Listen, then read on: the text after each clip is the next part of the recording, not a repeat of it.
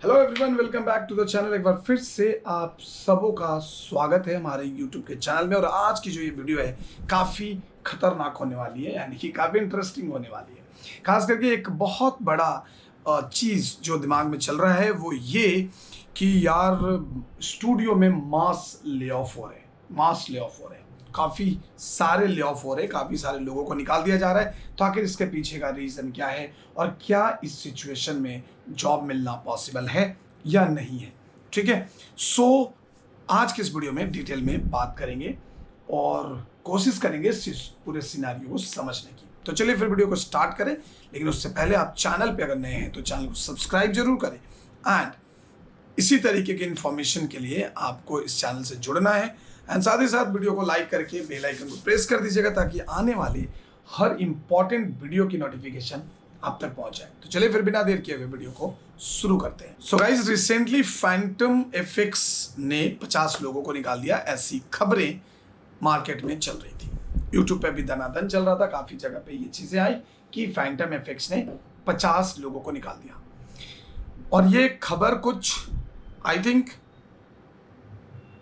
14-15 तारीख का होगा, मे बी 14-15 तारीख का। लेकिन उसके ठीक 7 दिन पहले, उसके 7 दिन पहले 7 मार्च को आई थिंक, मैं आपको पूरी डिटेल्स बता देता हूँ। एक बार पूरी डिटेल्स मैं आपको बता देता हूँ ताकि आप थोड़ा सा आपको समझने में इस बात को ईजी हो जाए। जी हाँ, बिल्कुल। और नहीं, 7 मार्च भी नहीं, ये जो खबर है कुछ है 20 या 21, आज कितना तारीख है, 20 तारीख है, तो कुछ दिन पहले, मतलब अप्रैल की खबर है। अप्रैल में ऐसा न्यूज़ आया कि फैंटम एफएक्स ने 50 लोगों को निकाल दिया।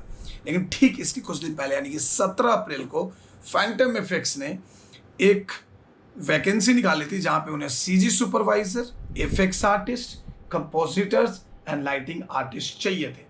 एंड बाकायदा HR@phantomfx.com और वहाँ के जो HR मैनेजर है उनके ईमेल आईडी के साथ उन्होंने फुल टाइम जॉब के लिए चीज़ें करी थी।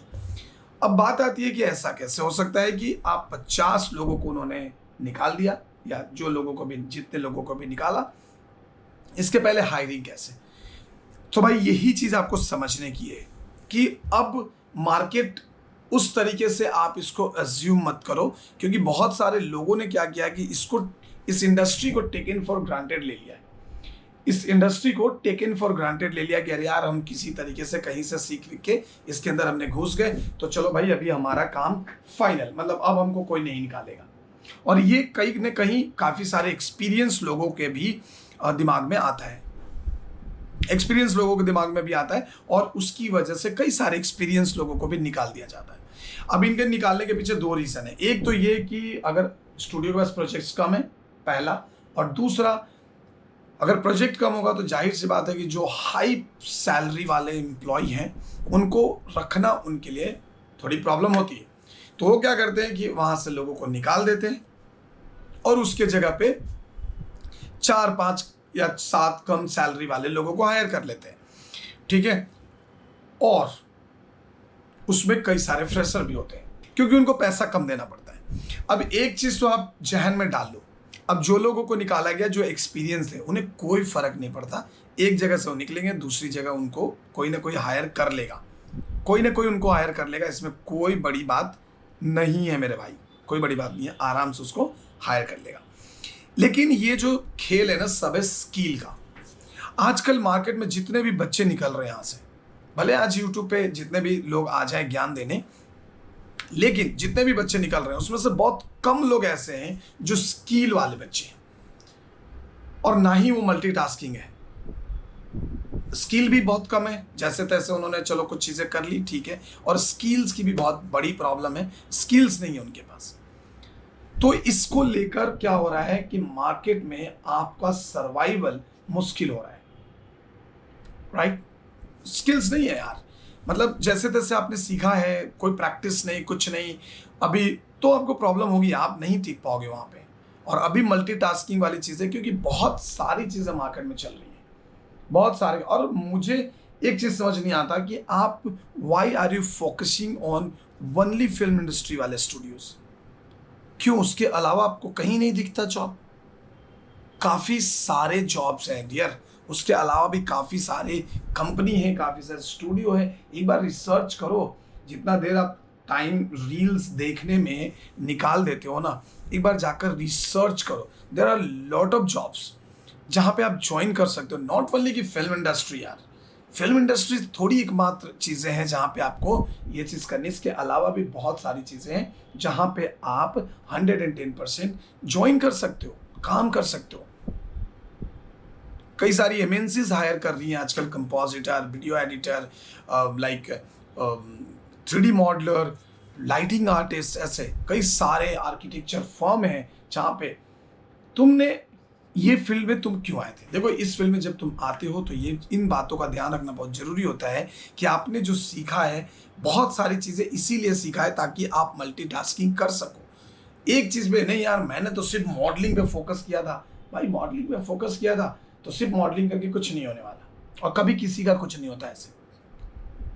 सो वहाँ पे आपको बहुत सारी चीज़ें आप सीखते तो हो ना, मॉडलिंग सीखते हो, टेक्सटिंग सीखते हो, लाइटिंग सीखते हो। अब मॉडलिंग में भी बहुत सारी चीज़ें सीखते हो। अगर सपोज मान लो कि कैरेक्टर मॉडलिंग का जॉब नहीं है, प्रोडक्ट मॉडलिंग में ज्वाइन कर लो, आर्किटेक्चर मॉडलिंग में ज्वाइन करो, लेकिन उसके लिए उस डिटेल में आपको सीखना होगा। प्रॉब्लम इस बात की हो रही है, तो ले ऑफ तो चलता रहेगा। और ले ऑफ ऐसा नहीं है कि पहली बार, मतलब इसको पता नहीं क्यों लोग इतने हवा बना देते हैं, इतना ज़्यादा उसको मतलब वो कर देते हैं, हाइपर करा देते हैं। तो ले ऑफ पहली बार थोड़ी हुआ है।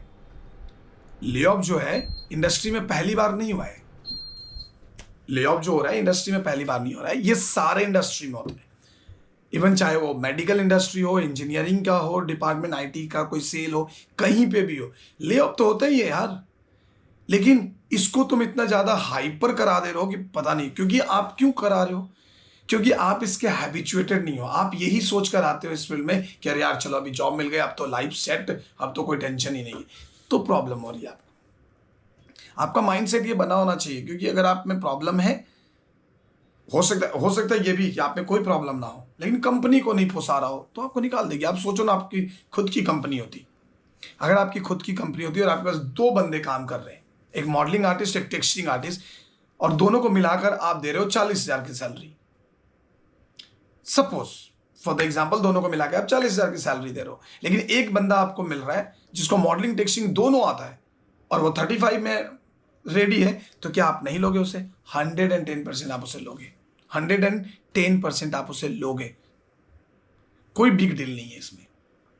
तो ये सबका है। जब तुम्हारे ऊपर आता है तो तुम्हें दर्द होने लगता है, लेकिन तुम वहां पे रह के तुम भी तो सोचो। अब देखो, किसी कंपनी की शौक नहीं है, किसी कंपनी को शौक नहीं कि जमा एम्प्लॉय को निकाल दे। कुछ तो रीजन होता होगा, उसके पीछे बहुत सारे रीजंस होते हैं। कभी कभी वो एम्प्लॉय के एंड से प्रॉब्लम होता है, कभी कभी एम्प्लॉयर के एंड से प्रॉब्लम होता है, कभी कभी उस जो स्टूडियोज है या जो बिजनेस है उसके सिचुएशंस में प्रॉब्लम होता है। तो इसको इतना हाइपर बनाने की जरूरत नहीं है। धरती पे ऐसा कोई जॉब नहीं है जो एकदम ऐसा कह सकते हैं हम कि एकदम 100% सिक्योर है। चाहे रेलवे में हो, नेवी में, कहीं से भी निकाले जा सकते हो। अगर आपका लक्षण सही नहीं रहा, आपकी अगर आदतें सही नहीं रही, अगर आप स्किलफुल नहीं रहे, तो कहीं से भी निकाले जा सकते हो। तो इसमें इतना ज़्यादा हाइपर होने की जरूरत नहीं है। कई सारे लोगों के लाइसेंस कैंसिल हो जाते हैं यार। तो आपको अपने पे भरोसा करना होगा, अपने स्किल पे फोकस करनी होगी। 110% आप सरवाइव कर सकते हो। ठीक है, सो उम्मीद है कि आपको समझ में आई होगी और इतना बड़ा टेंशन लेने की जरूरत नहीं है। मैं बार बार आपको समझा रहा हूँ कि सिर्फ फिल्म स्टूडियो नहीं है जहाँ पे आप animation, visual effects, graphics design, video editing, motion graphics का काम कर सकते हो। ऐसी कई सारी कंपनियां हैं जो इनको हायर करती है। मैं आने वाले वीडियोस में आपको बताऊंगा कुछ ऐसे कंपनीज जो काफ़ी अच्छा पे आउट है जिनका, और जहाँ पे आप ऐसे जॉब्स कर सकते हो। उसकी कुछ लिस्ट में तैयार कर रहा हूँ, तो मैं बहुत जल्द आपके साथ शेयर करूँगा। तो चलिए फिर, अगर वीडियो को यहाँ तक देखा है तो चैनल को सब्सक्राइब कर लीजिए और वीडियो को लाइक कर दीजिए एंड एक प्यारा सा कमेंट जरूर कीजिएगा। मिलेंगे इसी के साथ अगली वीडियो में, तब तक के लिए हमें दीजिए इजाजत। जय हिंद, जय भारत।